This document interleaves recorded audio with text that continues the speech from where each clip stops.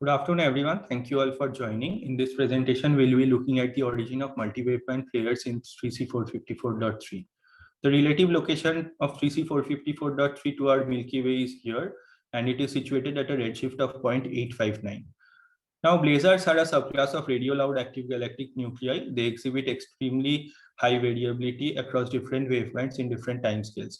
They also exhibit superluminal motions of component being ejected from the central region. All of this leads us to believe that we are basically looking at active galactic nuclei whose relativistic jets are pointing towards our line of sight, or in other words, we are looking like upstream into this jet, which makes the emission extremely Doppler boosted, which nicely explains this high variability as well as this apparent superluminal motion. The motivation of this work is to find the origin of the multi-waveband flare in 3C454.3. To do that, we gathered the light curve from radio all the way to gamma ray and segment it using Bayesian block to find its optimal block representation. Then we perform time or flux resolved spectroscopy by constructing broadband spectral energy distributions in each of the blocks and fitting them using appropriate model. Now we expect to trace the evolution of physical parameters during the flare, thereby giving us some idea as to the possible origin of this flare. And also we would like to reconstruct the multi-waveband light curve, which would help us interpolate missing data both in time as well as in unobserved frequency wavebands. For this project, we looked into 8 years of multi-waveband data all the way from radio to gamma ray. For radio, we use the data in 15 gigahertz, 22 gigahertz, and 37 gigahertz waveband from the Owen Valley Radio Observatory, Crimean Astrophysical Observatory, and the Metsovi telescope. For optical, we use the BVNR filter data from SMARTS and the VNR filter data from Steward Observatory spectropolarimeter. And for IR, we use the J and K band data from SMARTS. For the X-ray, we use the soft X-ray, that is 0.1 to 8 kV data from Swift XRT. And for gamma ray, we use the 0.1 to 300 GeV data from Fermilab. Now, during this span of 8 years, we identified 3 multi-waveband flares and 1 orphan flare. In the subsequent slide, we'll look into the origin of one of the 3 multi-waveband flares. Now, this is the multi-waveband light curve of 3C454.3 during the flare. This light curve spans for about 150 days around the flare maximum. Now on the top here, we have the gamma ray light curve followed by X-ray, optical, and radio light. And the black line here is the optimal block representation of this light curve as we obtained from this Bayesian block algorithm. Now in each of these blocks, we construct this broadband spectral energy distribution and fit it using one zone leptonic model. Now, one zone leptonic model assumes that the bulk of emission from these relativistic jets come from a single zone with high density of high energy particles. Now, in the present leptonic case, most of the particles in the block are leptons, and their cyclotron motion in the magnetic field of the jet gives rise to this synchrotron emission, which explains this optical and IR part. Now, this synchrotron emission can get upscattered by these high energy electrons, giving rise to this synchrotron self-Compton emission, which explains this X-ray emission. And finally, these high energy electrons can also upscatter some external photons, like directly from the disk or from BLR or the dusty torus, resulting in an external Compton emission, which explains this high energy gamma ray part. The particle distribution in these blobs are assumed to be broken power law, which is consistent with the empirical observations. Now, over time, these zones or blobs can change like geometric properties like viewing angle and the distance of the blob in the jet, or it can also change these particle properties.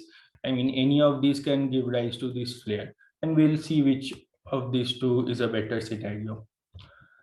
Now here we constrain some of the model parameters. Firstly, we have this emission region size, which we constrain from this variability timescale. Now, actually, this is slightly larger than the shortest variability timescale, so as to account for this change in Doppler factor that we are considering. Secondly, we have this distance of the blob from the central engine, which we consider to be around 4 × 10⁻17 centimeter. Now, this was extremely hard to constrain because this parameter is very degenerate and a number of different values will fit the observation. However, since we are fitting a number of successive spectral energy distributions, we found that this particular value gives the best fit in multiple different blocks. Next, we use the value of disk luminosity and the radius of broadline region from the literature, and the accretion disk was modeled as a single black body with a temperature of 80,000 Kelvin. Now, all of these parameters were frozen while fitting individual blocks. The parameters that were allowed to vary include magnetic field and Doppler factor, which we considered the jet parameter, and the particle parameter, which include the two indices, the minimum energy, break energy, and the maximum energy, and the normalization. Now, there are certain advantages and disadvantages to this approach. I mean, advantages include, like, while we are fitting a single ACD, we generally fit few tens of data point using over tens of free parameters. Thereby, the fit is highly degenerate. However, in the present case, instead of fitting one single ACD, we are fitting multiple snapshots of successive ACDs, which help us reduce this degeneracy and better constrain this model. So this also allows us to perform time and flux resolve spectroscopy, which help us trace this evolution of parameter, both in time as well as in like which parameter gives rise to different flux. We can understand that as well. Finally, proper modeling of this ACD in different epochs can help us predict the integral light curve in different wavebands.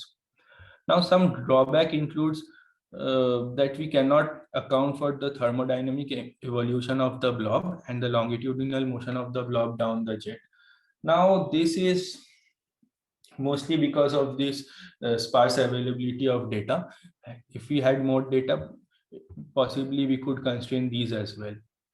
Now, having all of this, we consider three different models. Firstly, we have model M1, where both the jet parameters and the particle parameters were allowed to vary from block to block. We also have this M2, which is a single zone leptonic model where only the jet parameters vary from block to block and the particle parameters remain constant. And finally, M3, where only the particle parameters vary and the jet parameters were kept constant. So this means that for M2, the particles are in a steady state inside this emission region, and the origin of flare is purely geometric. And for M3, the origin of flare is purely due to some injection-like event. We fit the ACD using this minuit minimizer, and the fitted parameters from the previous block were used as estimate for the ACDs in the present block. Okay, on the left here, on top, we have this multi-waveband light curve, and this gray box shows which block we are modeling. Now, on the bottom here, we have this multi-waveband ACD fitted using this blue model M1 and the orange M2. We do not plot M3 because it could not reproduce the broadband ACD. Now, these are the flux resolve parameters. From top left to bottom right, we have the minimum energy, break energy, maximum energy, the two particle indices, the normalization, magnetic field, and Doppler factor. Of all these, we see magnetic field and Doppler factor to be nicely correlated with the observed flux in both model M1 and M2. All of these parameters, particle parameters, were kept constant in model M2, which is denoted by these orange points, and M1s are denoted by these blue points. Now we can also figure out the temporal evolution of these parameters. So again, this layout is similar to the previous one. Now, instead of plotting against flux, we are plotting against MJD or time. And as we can see, this, like, most of the particle parameters are constant throughout this period in model M2, whereas in model M1, it's allowed to vary. Now, what is interesting is that we see this magnetic field decreases with time. So this could be interpreted as the blob moving downstream, since the magnetic field in the jet decreases as the distance from the central engine increases.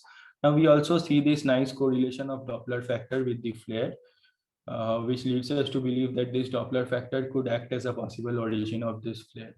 Okay, here we reconstruct the multi-waveband light curve. This we do by basically interpolating the previous parameters using a cubic spline interpolation and constructing ACDs in smaller time step. So yeah, on the left here, we show this gamma ray light curve and the reconstructed light curve overlaid on top of it. So this not only helps us like estimate this multi-waveband light curve, it can also help us estimate the spectral index and predict missing data, both in time, like if some data was missing in time, this could help us predict it, or if we can also try and understand how some unobserved waveband will evolve under this model. Here we compared between the two models M1 and M2 using AIC. AIC is Akai-K information criterion given by this, where L is the likelihood and K is the number of parameters in the model and N is the number of data points which we are fitting.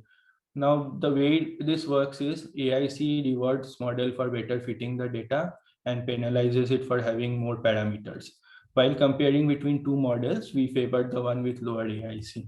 On the left here, we plot the AIC of different models M1 and M2 at different blocks. We see in all of the blocks, M2 is less than M1, except like for one block, which implies that statistically M2 is favored over M1. This leads us to believe that change in the Doppler factor is a viable cause for the flared origin, and the possible origin of this flare is geometric. Now, what do I mean when I say that the possible origin of this flare is geometric? If we have an isotropic emission in the rest frame, like if we are observing it in a boosted frame, the radiation pattern changes, and a very small change in viewing angle leads to drastic change in observed emission. Now, this is what we postulate, that the change in Doppler factor is a result of change in the viewing angle, which results in a huge change in the observed emission. So this is not something new. We also had some earlier evidence for geometrical origin of variability, particularly long-term variability in this source. We found that the long-term variability was best explained by an inhomogeneous curved jet model, where different wavebands emit from different part of the jet, like all the way from optical to radio, with the added caveat that higher frequencies are emitted closer to the base of the jet. We also have a baseline emission that it comes from a straight jet that is off axis to our line of sight, which in this case would give rise to the smallest spectral energy distribution or the lowest spectral energy distribution, which we model using this black line. Now, over time, this jet twists and the viewing angle of each of these emission region changes, thereby changing their Doppler factor and the observed flux. Assuming a piecewise linear model of this Doppler factor, we could reconstruct the optical to radio ACDs in many different epochs, leading us to believe that geometric origin sufficiently explains this long-term variability. We also observed a quasi-periodic oscillation in the gamma ray and optical light curve of the source, with a dominant period of 47 days lasting for about 450 days, which we found the best explanation to be a blob moving helically inside a curved jet. Now, on the figure left, the black lines are the observed emission, and this purple line is the emission from a modeled emission from a blob moving helically in the jet. And this blue line is for a blob moving helically in a curved jet. We find that a curved jet better explains the light curve with a curvature of this. So again, resulting in the geometric origin of quasi-periodic oscillation. Now, then the question is the origin of the flare that we discussed conclusively geometric? Well, it's not conclusively geometric, since laser emission is complex and very likely other factors play a role, like injection, magnetic reconnection. And also we have ignored some key effects like thermodynamic evolution of the blob and the bulk downstream motion, as well as the hadronic contributions. However, geometric model is a viable one because statistically it is favored and the emission itself is Doppler boosted. Now, however, we need to keep in mind that a statistically favorable model is not necessarily a true one. It is the best model given the current data. Having much more sampling in lots of different waveband would help us constrain the origin of the flare much better. Thank you.